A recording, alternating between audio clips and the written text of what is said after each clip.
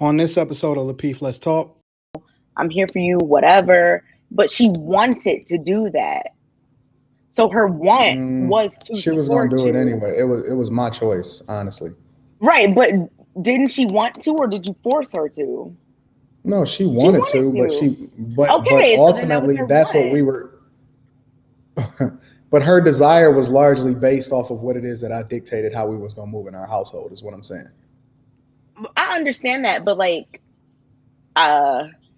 if you want to support your man, that's part of your wants. That's not supporting your man is not going against your wants if you want to support him. But here's I the was thing that I'm thinking saying. more so Okay, things that you want to do or want here's that. here's the thing that I'm saying.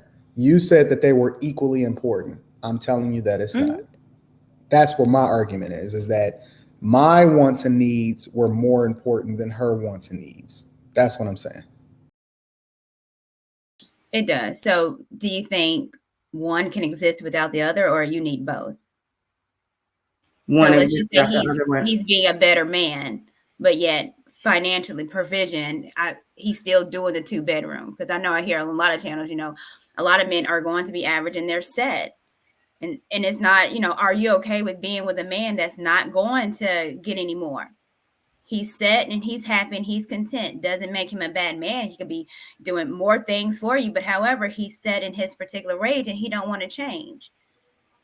I think that one can exist without the other because my marriage was like that. 20 years, he became a better person spiritually, but he did not necessarily become richer. As a matter of fact, he became poorer because of his condition. Now, that's not everybody. Not everybody's going to get sick. But let's just say in the case that illness is not a factor, right? A woman has to, again, why did you get married to this man? If you got married to the man for the man, you're okay with what he provides as long as he's providing stability and you are not suffering in any way. You're not really wanting for anything. He ain't got you pillar to post. You know what I'm saying? If it's a 2-bedroom, it's a nice 2-bedroom. You see what I'm saying? Maybe you in a 2-bedroom in a project and then he moved you in a 2-bedroom to the suburbs. That moved up. You know what I'm saying? So it was different. So, there has to be at some point, women have to understand that there is a cap on things. I think, and I'm going to go into this a little bit. I'm going to dabble into this a little bit.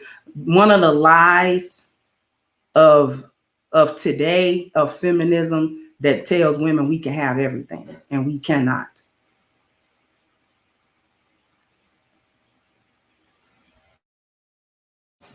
Okay. Anybody want to follow up? Y'all good? I'm sorry. I was saying thank you. That's a good conversation. Okay. No, I agree. I agree with Crimson. I mean, I agree with her almost everything that she says, but also that's another reason why I think it's good for a woman to work for her husband or work under her husband if possible, because I'm sorry, my voice is a little bit messed up.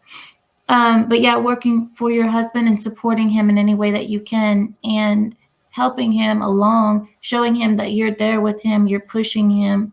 It is good. I think it's good to show that support. Excuse me. I kind of want to ask a follow-up question. My camera's frozen again. I can't get it. I'll work on it. But let me ask you guys this. I'm not the only one with the P Ray. Yeah, I'm going to get to the bottom of this. But the follow-up question that I had is, how important are a woman's needs and wants before marriage and during marriage? How important are a woman's needs and wants before marriage and during marriage? I'm going to start with you. Okay, start with you. I think a woman's needs and wants are very important, just as important as a man's needs and wants. I think both parties of whatever gender that get together and want to have a sustainable relationship need to consider each other's needs and wants. Like, that's always going to be important. I can't even imagine a situation where you're getting with someone, romantically, and you're like, I don't care what they want or need. I mean, I know that that may happen in some places and with some people, but I think that a woman's needs and wants are just as important as a man's needs and wants. Both parties in a relationship with a man and a woman need to be considered if y'all want it to work. Go ahead, Anton. I don't think it's as important as a man's. But At Anton, all. you know good and well you consider your wife's needs and wants. Yeah, I think it's incredibly important. I don't think that it's not Exactly. important So at all. so then what are you But what? because I don't think it's as important as a man's needs and wants. That's the difference. So I do think it's important to take her into consideration. I'll give you an example, right? And I always like to use my real life as an example. My wife and the things that she wanted to do, or where it is that she felt like she would be fulfilled when it came to impacting on a community. Like, she does a lot of volunteer work now. She was just out doing some volunteer work yesterday. You know, her really living in a space where she felt like she was adding value to the world came second to her making sure that she supported me in building my businesses at certain times in my life. She put her needs on the back burner in order to ensure that I was successful, understanding that the state of our relationship largely rose and fell based off of how successful I was going to be. But So what I'm she saying, was down with that, right? yeah, but what I'm saying is that her Okay, needs and then that's wants was largely on the back burner to prioritize my needs and wants in order to ensure that we were going to be successful, understanding that she was going to get hers on the back end, and that's the way that it was going to go. Like, I was more important. What it is that I was looking to do was more important than what she was looking to do. because it would have been a bigger thing or whatever. Yeah, I mean, again, I didn't think of it that way. I was thinking more so.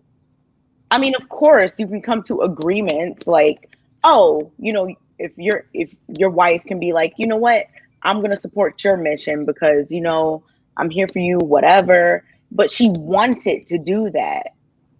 So her want was to She was going to support do it you. anyway. It was my choice, honestly. Right, but didn't she want to, or did you force her to? No, she wanted to, but Okay, so then that was ultimately her that's what want. we were.